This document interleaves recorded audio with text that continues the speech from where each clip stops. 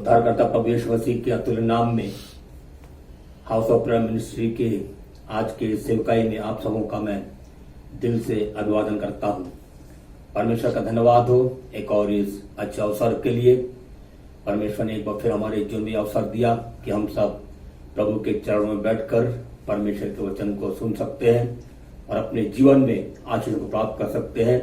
इसलिए आइए हम सब मिलकर परमेश्वर को धन्यवाद दें।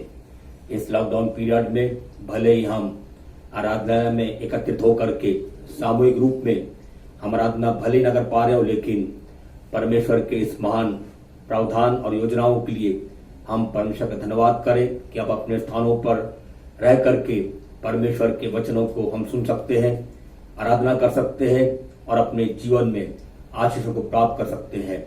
यह हमारा सौभाग्य है कि हम इन अंत के समय में परमेश्वर के संदेशों को समय समय पर सुनने पाते हैं।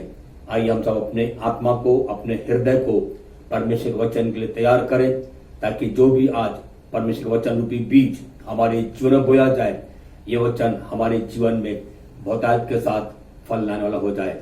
और आइए हम सब अपेक्षा करें कि परमेश्वर का वचन हमारे जीवन में अच्छे परिणामों को लेकर के आने पाए।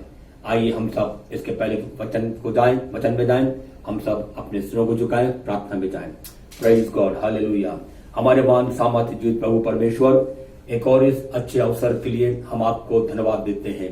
आपने हमारे जीवन में ये मौका दिया कि हम आपके पवित्र दास के द्वारा आपके संदेश को सुन सकते हैं। आपका धन्यवाद हो।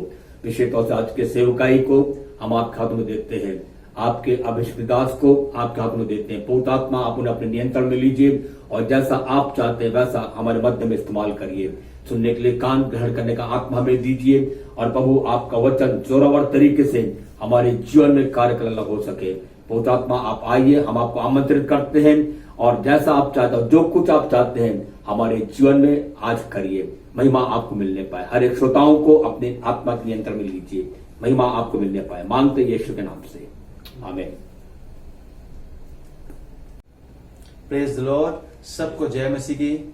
आज सुबह रविवार की आराधना में मैं आप सबका स्वागत करता हूं house of prayer ministries Kaimur की तरफ से। और आइए मेरे प्रियो, हम जल्दी से परमेश्वर के वचन की ओर चलेंगे और देखेंगे कि परमेश्वर के वचन आज हमसे क्या बातें करना चाहता है। सो उसके लिए मैं चाहूंगा आप निकालें न्यायों की पुस्तक, उसका 16वां अध्याय, उसके 4 पद से पहले 9 पद तक के देखेंगे। न्यायों की पुस्तक उसका 16वां अध्याय 4 पद से 9 पद तक के हम देखेंगे। इसके बाद वह सोरेक नामक घाटी में रहने वाली दलीला नामक एक स्त्री से प्रीति करने लगा। तब पलिश्तियों के सरदारों ने उस स्त्री के पास जाके कहा, तू उसको फुसला कर पूछ कि उसके महाबल का भेद क्या है और कौन सा उपाय करके हम उस पर ऐसे प्रबल हों कि उसे बांध कर दबा रखें। तब हम तुझे 1100 टुकड़े चांदी देंगे। तब दलीला ने शिमशोन से कहा, मुझे बता कि तेरे बड़े बल का भेद क्या है और किस रीति से कोई तुझे बांधकर दबा रख सकता है। शिमशोन ने उससे कहा, यदि मैं 7 ऐसी नई नई तांतों से बांधा जाऊं जो सुखाई ना गई हो, तो मेरा बल घट जाएगा और मैं साधारण मनुष्य के समान हो जाऊंगा। तब पलिश्तियों के सरदार दलीला के पास ऐसी नई नई 7 तांतें ले आए जो सुखाई ना गई थी और उनसे उसने शिमशोन को बांधा। उसके पास कुछ मनुष्य कोठरी में घात लगाए बैठे थे। तब उसने उससे कहा, हे शिमशोन, पलिश्ती तेरी घात में है। तब उसने तांतों को ऐसा तोड़ा जैसा सन का सूत आग से छूते ही टूट जाता है और उसके बल का भेद ना खुला। जी, इसके बाद हम देखेंगे 15वें पद से 18वें पद तक से। तब दलीला ने उससे कहा, तेरा मन तो मुझसे नहीं लगा, फिर तू क्यों कहता है कि मैं तुझसे प्रीति रखता हूँ? तूने तो 3 बार मुझसे छल किया और मुझे नहीं बताया कि तेरे बड़े बल का भेद क्या है। इस प्रकार जब उसने हर दिन बातें करते करते उसको तंग किया और यहाँ तक हट किया कि उसकी नाक में दम आ गया, तब उसने अपने मन का सारा भेद खोलकर उससे कहा, मेरे सिर पर छुरा कभी नहीं फिरा, क्योंकि मैं माँ के पेट ही से परमेश्वर का नाजीर हूँ। यदि मैं मोड़ा जाऊं तो मेरा बल इतना घट जाएगा कि मैं साधारण मनुष्य के समान हो जाऊंगा। 18वां पद भी। यह देखकर कि उसने अपने मन का सारा भेद मुझसे कह दिया है, दलीला ने पलिश्तियों के सरदारों के पास कहला भेजा, अब की बार फिर आओ, क्योंकि उसने अपने मन का सब भेद मुझे बता दिया है। तब पलिश्तियों के सरदार हाथ में रुपया लिए हुए उसके पास गए। जी, सो मेरे प्रियो, यहाँ पे हम देख रहे हैं बहुत ही मशहूर कहानी परमेश्वर के वचन की है, and it is about Samson, शमशून और दलीला के बारे में हम यहाँ पर पढ़ते हैं।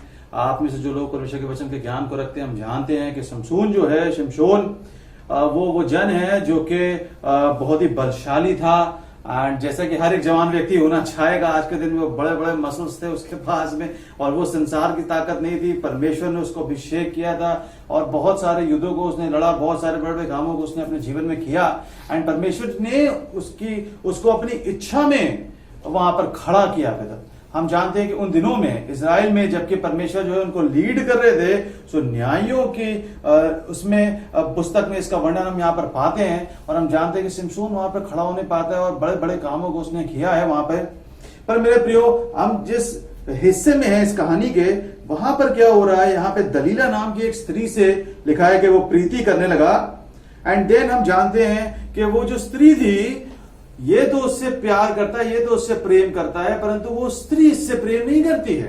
और मैं ऐसा क्यों कह रहा हूं, क्योंकि यहां पे क्या हो रहा है, ये बार बार उससे पूछती रहती है कि भाई क्या कारण है कि तुम्हारा बल जो है उसको कोई तोड़ नहीं पाता है, और क्या भेद है, और वो तुम मुझको बता दो, ताकि ये स्त्री जाकर के सरदारों को बता दे जो कि उस देश के हैं, और फिर ये लोग शिमशोन को कैद कर लें। ये तो ऐसा सोच रहा है कि ये उससे प्रीति रखता है। चौथे पद में देखिए किस प्रकार से लिखा हुआ है। इसके बाद वह सोरेक नामक घाटी में रहने वाली दलीला नामक एक स्त्री से प्रीति करने लगा, परंतु वो दलीला जो है, she is trying to fool him, वो उसको बिट्रे करना चाहती है, एंड शमशून जो है वो इतने बलशाली और इतने बुद्धिमान होने के बावजूद भी क्या है कि वो उन चीजों को देखने नहीं पा रहा है। जो बातें मैं आज के सवेरे आपके सामने रखना चाह रहा हूं मेरे प्रियो, वो बात ये है कि हम यहां पर देखते हैं कि ये बार बार ये स्त्री क्या करती है, ये उससे पूछती है, और शमशून उसको कह देता है कि यदि तुम मुझको 7 जो है तांतों से बांधो, और उसके बाद में ये ऐसी ऐसी होनी चाहिए विशेष तौर की, और फिर अगर उनसे मुझे बांधा जाएगा तो क्या होने पाएगा, मेरा बल जाता रहेगा। और ये क्या करती है कि ये उसको बंधवा देती है, और दूसरे कमरे में कुछ लोग छुपे होते हैं, और ये कहती है कि शमशून उठो, लोग आ रहे तुम्हें पकड़ने के लिए। और क्या होता है, शमशून जाग उठता है और उनको तोड़ देता है जैसे कि वो नॉर्मल कोई चीज है। एंड देन क्या होता है कि इसका बल जो है वो इसके साथ ही में रहता है, और ये लोग उसको कैप्चर नहीं करने पाते हैं। एंड देन दलीला जो होती है वो बहुत डिसअपॉइंट होती है, वो बहुत निराश हो जाती है। फिर एक और किस्सा ऐसा होने पाता है, ऐसे करके 3 बार लगातार ऐसा होता है कि ये पूछती रहती है शमशून से कि भाई क्या रीजन है, क्या भेद है, और ये उसको कोई ना कोई ऐसे ही बहाना बना देता है, कोई और तरीका उसको बता देता है जो कि सत्य नहीं है। एंड देन हम जानते हैं कि कहानी कैसे आगे बढ़ती है, वो लगातार उससे पूछती रहती है, और हमने पढ़ा 17वें पद में कि भाई जो है उसने उसकी नाक में दम कर दिया, ऐसा हिंदी में लिखा हुआ है 16वें पद में, और बहुत हर्ट किया, और लगातार उसको तंग करती रही और बार बार उससे पूछती रही। And then finally he give up, और उसने उसको बता दिया कि जब मेरे बाल मूंडे जाएंगे तब मेरा बल जाता रहेगा। और हम जानते हैं कि आगे की कहानी में क्या होता है कि सैमसन जो है वो पकड़ लिया जाता है किस प्रकार से, और उसका अंत होने पाता है बाद में। हम उस कहानी को डिस्कस नहीं करें, बट मेरे प्रियो में कुछ बात है जो यहाँ पे हम सीखेंगे, और उसको मैं आपके सामने रखना मांगता हूं। क्या हो रहा है कि सैमसन जो है वो एवरी टाइम देख रहे हैं कि जो मैं इसको बताता हूं वही वो कर देती है। जो मैं इसको बताता हूं कि अगर मुझे इस चीज से बांधोगे तो वो उसी चीज से बांध देती है। एंड देन क्या होता है कि वो ये बात सामने आ जाती है कि ये लेडी इसलिए नहीं पूछ रही है कि वो सिर्फ जानना मांगती है, she wants to share secrets, बल्कि उसकी इच्छा, उसका अभिप्राय ये है कि वो कैसे इसको पकड़वा दे। समझ रहे हैं आप? एंड क्या हो रहा है कि एक बार नहीं हो रहा है, 2 बार नहीं हो रहा है, बल्कि 3 बार ऐसा हो रहा है कि जो वो बताता है वैसे ही वो कर देती है। इसका मतलब सैमसन इस बात को जानता था कि अगर मैं इसको बताऊंगा तो ये वही कर देगी। एंड क्या होने पाएगा, it could be fatal also. ऐसा भी हो सकता है कि मैं पकड़वाया जा सकता हूं और मैं जो कैप्चर कर लिया जाऊं। बट दिक्कत क्या है यहां पे, सैमसन जो है वो उस पर इतना भरोसा रखते हैं, इतना प्रीति करते हैं कि जो बातें उसको दिखाई देनी चाहिए सामने, वो उसको दिखाई नहीं दे रही हैं। और क्या होता है, ends up giving up his secret.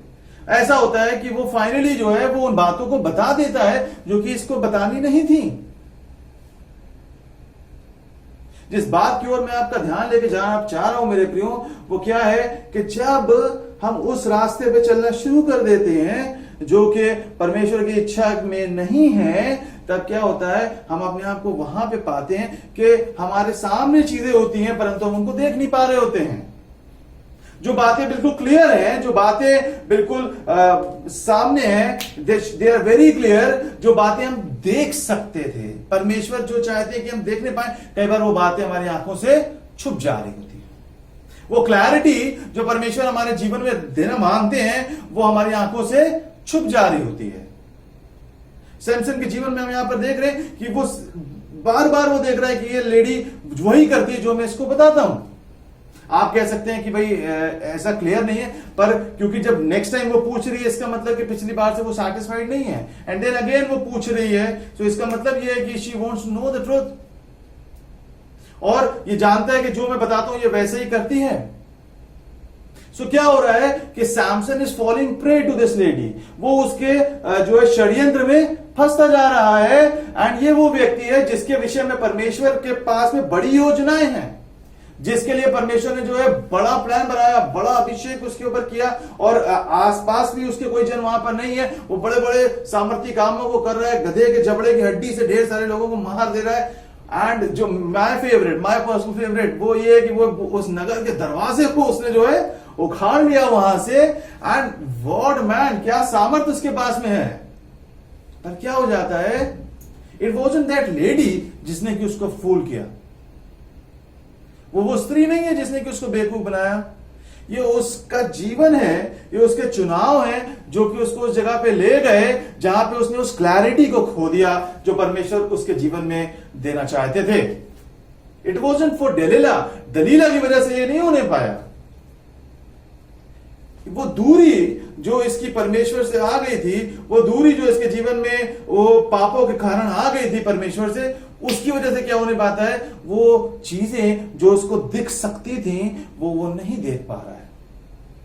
Those very things, those were very clear, वो उन चीजों को देखने नहीं पा रहा है। मेरे प्रियो, मैं आपसे कहना मांगता हूं कि पाप जो है वो बहुत गंभीर चीज है।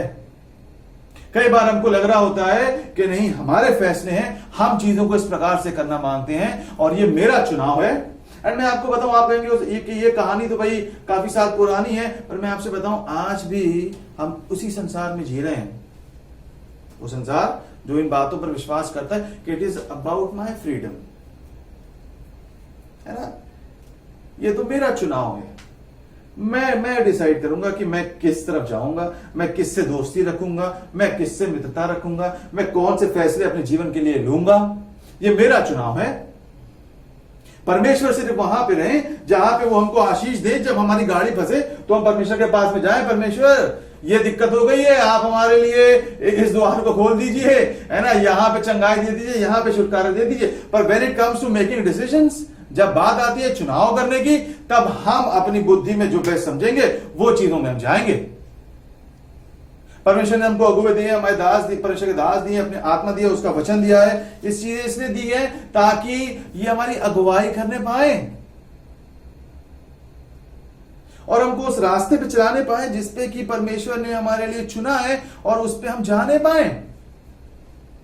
परमेश्वर का वचन बताता है यिर्मयाह 29:11 में इस प्रकार से लिखा हुआ है, आप उसे जानते हैं, इसलिए खोलने की आवश्यकता नहीं है, कि जो योजनाएं या कल्पनाएं मैं तुम्हारे विषय में बनाता हूं उन्हें मैं जानता हूं।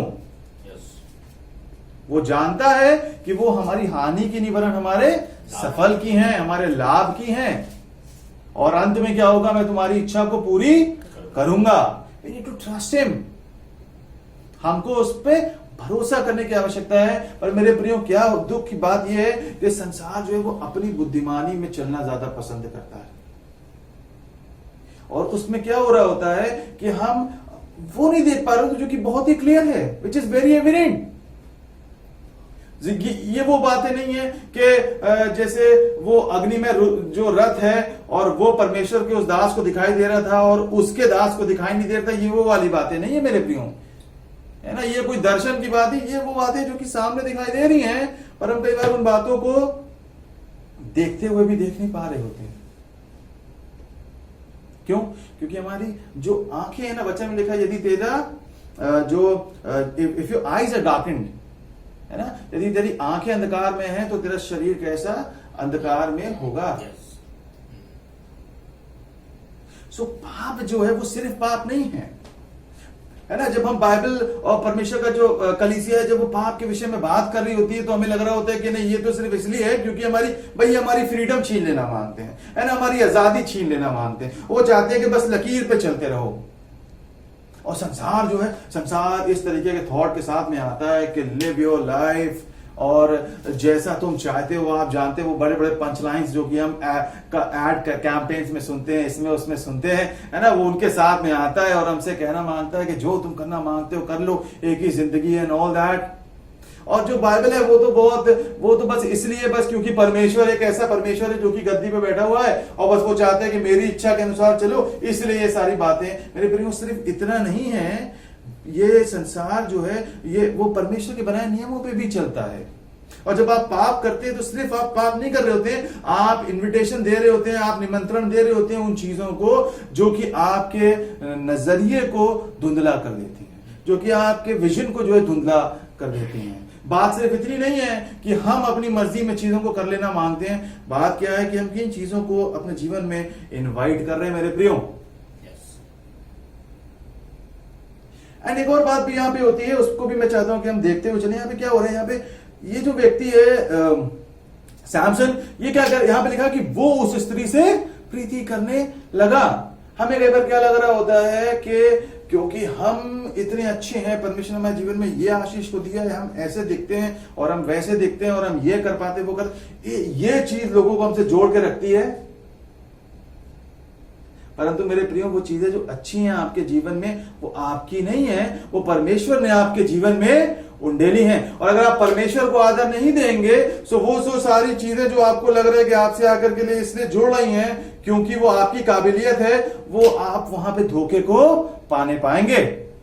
क्या हो गया, ये सोच रहे कि दलीला तो इनसे बहुत इंप्रेस्ड है और इनसे प्रीति रखती है, बट वो लेडी क्या कर रही है, वो पैसे के लिए जो है उसने इसको चीट किया। उस सरदारों ने कहा कि भाई क्या करो, तू उसको फुसला करके क्या कर ले कि उनसे जो है हम तुमको 1100 चांदी के टुकड़े देंगे। And the moment she gets to know, वो क्या कहती है 18वें पद में, देखिए क्या लिखा हुआ है। यह देखकर कि उसने अपने मन का सारा भेद मुझसे कह दिया है, दलीला ने पलिश्तियों के सरदारों के पास कहला भेजा, अब की बार फिर आओ, क्योंकि उसने अपने मन का सब भेद मुझे बता दिया है। तब पलिश्तियों के सरदार हाथ में रुपया लिए हुए उसके पास गए। मेरे प्रियो, जो बातें हमें लग रहा है कि हमारे जीवन में अच्छी हैं, वो इसलिए अच्छी हैं क्योंकि परमेश्वर ने उनको वहां पर रखा है। और अगर आप परमेश्वर को ऑनर नहीं करेंगे तो वही चीजें जो आपको लग रहा था कि वो चीजों को आपकी तरफ खींच करके लेकर के आ रही हैं, they won't be having that effect anymore. और फिर क्या होने पाएगा, सब चीजें गड़बड़ होने पाएंगी। So the point I am trying to make is this के जो पाप है मेरे प्रियो, वो क्लैरिटी को हमारे जीवन से दूर कर देता है। एक और जगह को मैं चाहता हूं कि आप देखें, पहला सैमुएल उसका 20वां अध्याय उसका 30वां और 31वां पद हम निकालेंगे।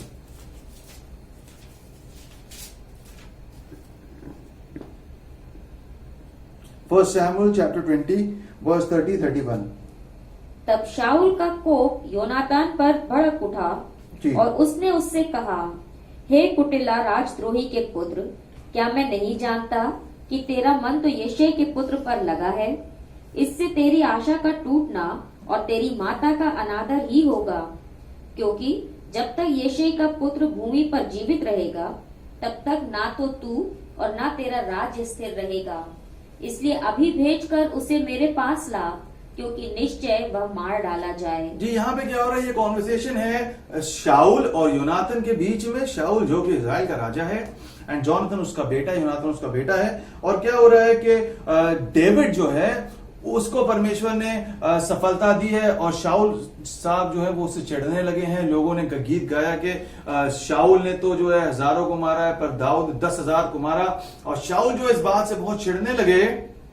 एंड देन क्या हो रहा है कि वो योनाथन से कह रहे हैं कि नहीं, तुम समझ नहीं रहे हो, अगर ये आदमी जीवित रहेगा जिसकी तुम पैरवी कर रहे हो, तुम कभी राजगद्दी पर बैठने नहीं पाओगे। और यहां पे क्या हो रहा है, शाऊल वो व्यक्ति है जो कि परमेश्वर ने उसको अभिषेक किया था राजा बनने के लिए, पर कुछ कुछ चीजें उसके जीवन में होने पाती हैं और उसकी वजह से फिर दाऊद सीन में आता है। बट देन क्या हो रहा है, एक लंबा पीरियड गुजर रहा है जबकि परमेश्वर जो है वहां पे डायरेक्टली हस्तक्षेप नहीं कर रहे हैं, पर शाऊल अपनी उन गलतियों के कारण जो कि वो करता चला जा रहा है, वो मौका दे रहा है कि दाऊद वहां पर आने पाए। एंड क्या हो रहा है कि शाऊल जो है वो देख नहीं पा रहा है कि परमेश्वर है जो दाऊद को मदद कर रहे हैं, परमेश्वर है जो दाऊद को ऊपर उठा रहे हैं, परमेश्वर है जो दाऊद को सफलता दे रहे हैं। क्यों ऐसा हो रहा है? क्योंकि शाऊल वो व्यक्ति है वो he has lost all those things, जो परमेश्वर के साथ में, जो परमेश्वर के साथ में उसका रिश्ता होना चाहिए था, समीपता होनी चाहिए, उसको वो खो बैठा है। मेरे प्रियो, पाप वो परिवर्तन, वो दूरी को हमारे जीवन में लेकर के आ रहा होता है, जहां पे क्या होता है कि वो चीजें जो वेरी क्लियर हैं कि हाँ दाऊद ने गोलियत को अपनी सामर्थ्य से नहीं मार दिया, परमेश्वर ने उसकी मदद करी, वो चीजें वो नहीं देखने पा रहा है। एंड देन वो क्या कर रहा है, वो ना सिर्फ वो इन बातों से चिढ़ रहा है बल्कि वो इन बातों से भी चिढ़ रहा है कि लोग क्या कर रहे हैं, वो दाऊद की प्रशंसा ज्यादा कर रहे हैं। और साथ ही साथ वो क्या कर रहा है, वो लगा हुआ है किसी प्रकार से अपनी गद्दी को बचाने के लिए। मेरे प्रियो, कैसा आपको महसूस होता है जबकि आप देखते हैं कि कोई व्यक्ति है उसको परमेश्वर उठा रहे हैं? कैसा आप महसूस करते हैं जब किसी के जीवन में परमेश्वर एलिवेशन को लेकर के आ रहे होते हैं? आप उसको किस प्रकार से देखते हैं? आप किस नजर से उन चीजों को देख रहे होते हैं? क्या वो आपके मन में जलन को उपजा रही होती है या हम उसको देख करके खुश हो रहे होते हैं? एक जो सही मसीह स्वभाव है जिसके लिए आपको मेहनत नहीं करनी पड़ेगी, अगर आप प्रभु के साथ में सही से चल रहे होंगे तो ऑटोमेटिकली आप खुशी से भर जाएंगे। क्योंकि यदि आप किसी के जीवन में परमेश्वर के ओर से आशीषों को आते हुए देख रहे हैं तो आप इस बात को देख खुश होने वाले, यस परमेश्वर है एंड वो अपनी लोगों के जीवन में चीजों को लेकर के आता है और हम खुश होते हैं। कई बार हम इसलिए भी खुश हो रहे हैं क्योंकि हमने वहां पर प्रार्थनाएं की होती है तो हमारा भी योगदान होता है, और कई बार हम इसलिए भी खुश हो रहे थे क्योंकि हमको पता है जब वहां पर हो रहा है तो यहां पर भी होगा। और इस नाउमीदी भरे संसार में परमेश्वर है जो कि आशा को उत्पन्न कर रहा है। There are 100 of reasons to be happy, but शाऊल ने वही चीज खोज ली जिसको कि खोजने की जरूरत नहीं थी, जो कि अनावश्यक चीज थी, और वो जलन में आ गया। एंड देन वो क्या कर रहा है, उसके बाद वो लगा हुआ है दाऊद को मारने में और वो परमेश्वर दाऊद को बचा रहे। That is a different story. But क्या हो रहा है कि आप यहाँ पे 30वें-31वें पद में हम देखते हैं कि वो इस प्रकार से अंधा हो गया, he has completely lost the sight, कि वो क्या कर रहा है कि वो जोनाथन से बोल रहा है कि भाई जब तक ये जिंदा रहेगा ना तब तक तुम राजा नहीं बनने पाओगे। जबकि साफ साफ दिखाई दे रहा है कि परमेश्वर की इच्छा ये है कि दाऊद सिंहासन पे बैठने पाए। क्या आप वो व्यक्ति हैं जो अपना सिंहासन बनाने में लगे हुए हैं? क्या आप वो व्यक्ति हैं जो कि अपना राज्य बनाने के धुन में है, या आप परमेश्वर की बातों के पीछे जाने की धुन में है? कि आप परमेश्वर के प्लान्स को जो है प्राथमिकता देते हैं या आप अपनी डिजायर्स को प्राथमिकता देते हैं? मेरे प्रियो, यदि हम उन चीजों के पीछे भागेंगे जो कि हमारे मन की हैं या हम उनको करना मांगते, मेरे प्रियो क्या होने पाएगा, हम अपने आप को एक प्रकार के अंधकार में पाएंगे, हम उस क्लैरिटी को खो देंगे। यहां पे मैं चाहूंगा बहुत ही ऐप्ट होगा कि आप एक पद को पढ़े, रोमियो उसका पहला अध्याय उसका 21वां और 22वां पद। रोमियो की पुस्तक पहला अध्याय 21वां 22वां पद। और जबकि हम इस ओर जा रहे हैं, यहां पे क्या हो रहा है, दाऊद ये शाऊल क्या कर रहा है, इवन आफ्टर नोइंग, जानने के बावजूद कि परमेश्वर की मंशा क्या है, उसके विरोध में वो काम कर रहा है। और जिंदगी भर क्या कर रहा है, वो दाऊद के पीछे भागता रहता है and all his energy is spent over there and with no success. और वो अपने आप को एक ऐसी जगह पे पाता है जहां पे वो बहुत बुरी दशा में उसकी मृत्यु होने पाती है। रोमियो की पुस्तक उसका पहला अध्याय उसका 21वां और 22वां पद देखिए क्या लिखा है। इस कारण जी। कि परमेश्वर को जानने पर भी उन्होंने परमेश्वर के योग्य बड़ाई और धन्यवाद ना किया, परंतु व्यर्थ विचार करने लगे, यहाँ तक कि उनका निर्बुद्धि मन अंधेरा हो गया। जी, क्या हो गया? परमेश्वर को जानने के बावजूद भी, क्या लिखा हुआ है? परमेश्वर को जानने पर भी। जी, परमेश्वर को जानने पर भी उन्होंने क्या किया? परमेश्वर के योग्य बड़ाई जी। और धन्यवाद ना किया। परमेश्वर के योग्य बड़ाई और धन्यवाद ना किया। जो चीजें परमेश्वर आपसे एक्सपेक्ट करता है, आफ्टर डूइंग ऑल दिस, जो कुछ उसने आपके जीवन में किया है, उस सब कुछ जो कि उसने आपके जीवन में किया है, उसके बाद में ही एक्सपेक्ट्स उसके योग्य बड़ाई और धन्यवाद। एंड देन क्या हो रहा है कि उसको जानने के बावजूद भी यदि हमारे जीवन में से वो चीजें नहीं निकल करके जा रही होती हैं, सो ऐसा नहीं कि परमेश्वर डंडे को लेकर के आ जाते हैं या परमेश्वर वहां पे आकर के जो है हमको सजा सुना देते हैं। उसका सिस्टम इस प्रकार है मेरे प्रियो कि क्या होता है कि उनका निर्बुद्धि, क्या लिखा? उनका निर्बुद्धि मन अंधेरा हो गया। यदि परमेश्वर की रोशनी हमारे मनों में नहीं चमकेगी मेरे प्रियो, सो हमारा जो मन है वो पहले निर्बुद्धि ही है। आप इस बात को समझ लें। Until and unless हम परमेश्वर के साथ में कनेक्ट नहीं करते हैं, सो वो निर्बुद्धिपन है जो कि हमारे मनों को घेर के रखती है। जब हम परमेश्वर को जानते हैं और उसके योग्य धन्यवाद और बड़ाई और वो चाल चलते हैं जो कि उसके योग्य है, जैसा कि उसका वचन हमसे एक्सपेक्ट करता है, तब वहां पे प्रकाश आने पाता है, तब वहां क्लैरिटी आने पाती है, तब वहां पे हमको अगुवाई प्राप्त होने पाती है मेरे प्रियो। अदरवाइज क्या हो रहा होता है, एक मन तो पहले से निर्बुद्धि है और वो क्या हो जाता है? और अंधेरा हो जाता है। हम अपने आप को पहले से और बड़ी गड़बड़ी में पाते हैं। पर अगर आप वो करेंगे, वो चुनेंगे जो कि सही है, चाहे वो कठिन हो मेरे प्रियो, क्या होने पाएगा कि परमेश्वर आपको अगुवाई प्राप्त करेंगे। He will help you to see।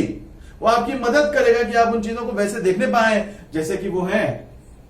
अगर हम घमंड में नहीं आ जाएंगे, अगर हम गुस्से में नहीं आ जाएंगे, अगर हम सिर्फ अपने ही करने के पीछे नहीं जाएंगे, परमेश्वर की अगुवाई हमको प्राप्त होने पाएगी।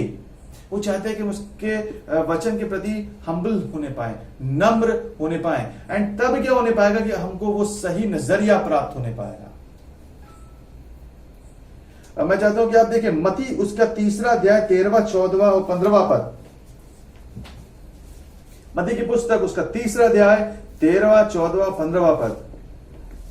उस समय यीशु जी। गलील से यरदन के किनारे यूहन्ना के पास उससे बपतिस्मा लेने आया, परंतु यूहन्ना यह कहकर उसे रोकने लगा, मुझे तो तेरे हाथ से बपतिस्मा लेने की आवश्यकता है और तू मेरे पास आया है। यीशु ने उसको यह उत्तर दिया, अब तो ऐसा ही होने दे, क्योंकि हमें इसी रीति से सब धार्मिकता को पूरा करना उचित है। जी, यहाँ पे क्या हो रहा है, प्रभु यीशु मसीह जो है वो अपनी सेवकाई को आरंभ करने पर है। एंड देन क्या होता है कि यूहन्ना बपतिस्मा देने वाला ऑलरेडी उनसे पहले आकर के जो है वो लोगों को बैप्टाइज कर रहा है। वो परमेश्वर के वचन के लिए जो जंगल में पुकारने वाले का शब्द है हम जानते हैं, और वो लोगों को बता रहा है कि तैयार हो, अपने मनों को फिराओ क्योंकि परमेश्वर का राज निकट है। एंड देन यीशु मसीह वहां पर आते हैं और यूहन्ना बपतिस्मा देने वाला उनसे कह रहे हैं कि भाई मैं आपको बपतिस्मा कैसे दे सकता हूं, मुझे तो खुद आपसे बपतिस्मा लेने की आवश्यकता है। प्रभु यीशु मसीह क्या कर रहे हैं, ही हैज दैट क्लैरिटी। उसके पास में क्या है, वो परमेश्वर के का जो नजरिया है, वो जो उसका क्लैरिटी है, वो अगुवाई उसके पास में है, और वो जानते हैं कि कौन सी चीजों को किस प्रकार से होना आवश्यक है। और इसीलिए वो वहां पर बोलते हैं, क्या बोलते हैं उसके 15वें पद में जब यीशु मसीह उत्तर दे रहे हैं, अब तो ऐसा ही होने दे, अब तो ऐसा ही होने दे जी, क्योंकि हमें इसी रीति से जी सब धार्मिकता को पूरा करना उचित है। क्योंकि हमको इसी रीति से सब धार्मिकता को पूरा करना उचित है। यीशु मसीह भी कह सकते थे कि हाँ भाई सही बात है, मैं यीशु मसीह हूं और मैं तुमसे बपतिस्मा कैसे ले सकता हूं? बट ही न्यू कि कैसे धार्मिकता को पूरा करना है। द पॉइंट इज दिस कि हमको उसके योग्य धन्यवाद और बड़ाई को अपने मनों में उपजाना है। एंड तब क्या होने पाएगा मेरे प्रियो, हम उस क्लैरिटी को प्राप्त करने पाएंगे। यस, वो क्लैरिटी जो कि परमेश्वर ने रखी हुई है, जबकि आप ऐसे समयों में जी रहे हैं जहां पे हमको नहीं पता है कि आगे क्या होने पाएगा, हमको परमेश्वर क्लैरिटी देना मांगता है मेरे प्रियो। पर रिक्वायरमेंट क्या है? वो ये है कि हम परमेश्वर के साथ में एक अच्छी चाल में चले, हम उसके साथ में आज्ञाकारिता में निकल करके आने पाए। एक और एग्जाम्पल है जिसको मैं चाहता हूं कि आप देखें। यूसुफ जो कि पाया जाता है उत्पत्ति की पुस्तक उसका 45वां अध्याय उसके 5वें पद को हम देखेंगे।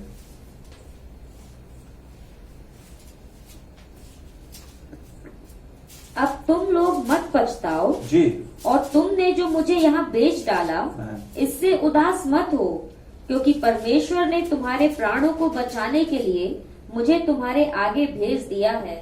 जी, यहां पे क्या हो रहा है कि यूसुफ वो जन है जिसको उसके भाइयों ने बेच दिया है। एंड आप जानते हैं पूरी कहानी किस प्रकार से होने पाई, और उसने वो उस गड्ढे में रहने पाया, फिर वो गुलामी में जाता है, एंड देन वो वहां से जेल में चला जाता है, and he goes through a lot, जहां पे कि एक आदमी जो है वो बहुत ही नाउमीदी से घिर जाए, पर उन परिस्थितियों में भी परमेश्वर का आत्मा जो है वो उसकी अगुवाई कर रहा है। और वो क्या किस नजरिए के साथ में वो आ रहा है, अपने भाइयों से क्या बातें कर रहा है। वो कह रहा है कि तुम डरो नहीं, ऐसा नहीं है कि आज मैं ऊंची पोजीशन पे हूं तो मैं तुमको जो है तुम्हारे साथ में बुरा करूंगा, बल्कि उसका नजरिया आप देखें, वो क्लैरिटी देखें जो कि उसके जीवन में वो रखता है, और वो यहाँ पे इस 5वें पद में पाई जा रही है। एक बार फिर से हम इसको देखेंगे। अब तुम लोग मत पछताओ जी, और तुमने जो मुझे यहाँ बेच डाला इससे उदास मत हो, क्योंकि परमेश्वर ने तुम्हारे प्राणों को बचाने के लिए मुझे तुम्हारे आगे भेज दिया है। परमेश्वर ने क्या करा है? मुझे तुमसे आगे यहाँ पर भेज दिया था। तुमने तो मुझे बेचा था, पर वो ऐसे नहीं देख रहा है चीजों को, वो देख रहा है कि परमेश्वर ने जो है मुझे तुमसे आगे यहाँ पे भेज दिया है। मायने ये नहीं रखता है कि आप किस परिस्थिति में हैं मेरे प्रियो, मायने ये रखता है कि क्या आप उस क्लैरिटी को होल्ड कर रहे हैं अपनी लाइफ में। क्या परमेश्वर की वो अगुवाई आपको प्राप्त है जो कि आपकी मदद कर रही है चीजों के पार देखने में। दिक्कत क्या हो रही होती है? क्योंकि हम अपनी चीजों में ज्यादा भरे हुए होते हैं, हमको लग रहा होता है हमारे फ्रीडम है, हमारी चॉइसेस है, और हम जैसा करना मांगते हैं हम वैसा करेंगे। बिकॉज हम इस संसार में रह रहे हैं जहां पे क्या हो रहा है, जहां पे सब चीजों को बता दिया गया कि it depends totally upon your choice. हम जानते हैं कैसे कैसे कानून बनते चले जा रहे हैं, कैसी कैसी चीजों को अनुमति मिलती चली जा रही है, और क्या हो रहा है कि हर एक वो बात जो कि कल टैबू थी आज वो न्यू नॉर्मल है, और जो आज टैबू है वो कल वो न्यू नॉर्मल होगा। But there is a standard my friends जो कि यहां पे है। और क्या हो रहा होता है जब हम इसको फॉलो नहीं कर रहे होते हैं और हम उस न्यू नॉर्मल के पीछे जा रहे होते हैं ना, वो जो कि संसार कर रहा है सो हम भी उसको करेंगे, वो जो सब लोग कर रहे हैं हम भी उन्हीं चीजों को करेंगे। सो क्या हो रहा था, उस क्लैरिटी को मिस कर देते हैं, और फिर क्या होता है, फिर हम एक गलत फैसला लेते हैं, और फिर दूसरा, और फिर तीसरा, और फिर हम अपने आप को वहां पे पाते हैं जहां पे परमेश्वर की इच्छा में कभी भी नहीं था कि हम वहां पर हो नहीं पाए। फिर हम पाते कि हम बहुत दूर निकल आए मेरे प्रियो। क्यों? क्योंकि हमारे जो फैसले थे वो उस क्लैरिटी में नहीं थे, और फिर क्या होने पाया कि हम समसून के तरीके से वहां पर खड़े हुए हैं, सारे लोग मजाक बना रहे हैं, और वो दोनों खंभों के बीच में आंखें भी नहीं है, वहां पर वो खड़ा हुआ है। हाँ, हो सकता है कि आप ये कह सकते हैं कि भाई उसने वो आखिरी में बहुत सारे लोगों को मार दिया, पर परमेश्वर के प्लान्स तो कुछ और थे। पर मेरे प्रियो, मैं आपसे कहना मांगता हूं कि कोई यदि आप कहीं पर भी इस दौड़ में अपने इस यात्रा में पहुंच गए हैं गलत फैसलों के कारण या गलत चॉइसेस के कारण, मैं आपसे कहना मांगता हूं कि परमेश्वर आपको वापस लेकर के आ सकते हैं। परमेश्वर का आत्मा जो है वो आपको वापस वहां पे पहुंचा सकता है। जरूरत इस बात की है कि आप परमेश्वर के पास में पूरे हृदय से लौट करके आए और कहें कि हाँ परमेश्वर, आप मेरी अगुवाई करें, आप मेरी सहायता करें। मेरे प्रियो, मैं इस बात को हमेशा कहता हूं कि अगर आप आज के दिन जीवित हैं तो परमेश्वर के पास में आपके लिए आशा है। मायने ये नहीं रखते कि क्या बदल गया, क्या खराब हो गया, क्या गड़बड़ हो गया है। यदि आप अपने आप को आज के दिन जीवित पाते हैं तो आप पुकारे and God has a plan for you. वो आपके उस डिटूर को टूर में मिला देगा। वो जो आप राह से बेरा हो गए हैं वो वापस चीजों को ऐसे मोड़ करके ले आएगा कि आप वापस अपने मार्ग पर पहुंचने पाएंगे। पर हम इस बात को समझे मेरे प्रियो कि पाप के साथ में जो दोस्ती है वो हंसी खेल की बात नहीं है। हमको इस बात को समझना होगा कि परमेश्वर का वचन जिन बातों को गंभीरता से बोलता है वो गंभीर है और हमको भी उनको उसी प्रकार से लेना है। हाँ, हो सकता है कि हम किसी जीवन के क्षेत्र में कमजोर हो, पर यदि हम वहां पर कोशिश कर रहे हैं, है ना, परमेश्वर का अनुग्रह वहां पे होगा। अगर हम जानबूझ करके सब जानने के बावजूद हम लगातार उस दिशा में बढ़ रहे हैं जो कि परमेश्वर हमको मना करता है, देन क्या होने पाएगा? देन हम उस क्लैरिटी को अपने जीवन से खो देंगे और हम इन लोगों की श्रेणी में अपने नामों को पाएंगे। शाऊल है, शमसून है और लोग हैं, आप जानते हैं। मेरा इंटेंशन ये नहीं है कि मैं इन सारे लोगों की जिंदगियों को आपको दिखाऊं। मैं आपको बताना मांगता हूं मेरे प्रियो, जो क्लैरिटी है ना वो हम मिस कर देते हैं। यदि आप उस क्लैरिटी को चाहते हैं तो आप परमेश्वर के साथ में एक अच्छे रिश्ते में निकल करके आए। मैं चाहता हूं कि आप एक चीज को और देखें। यहां पे क्या हो रहा है? न्यायों के, हम अपने टेक्स्ट में वापस जाएंगे, न्यायों की पुस्तक उसका 16वां अध्याय और उसके हम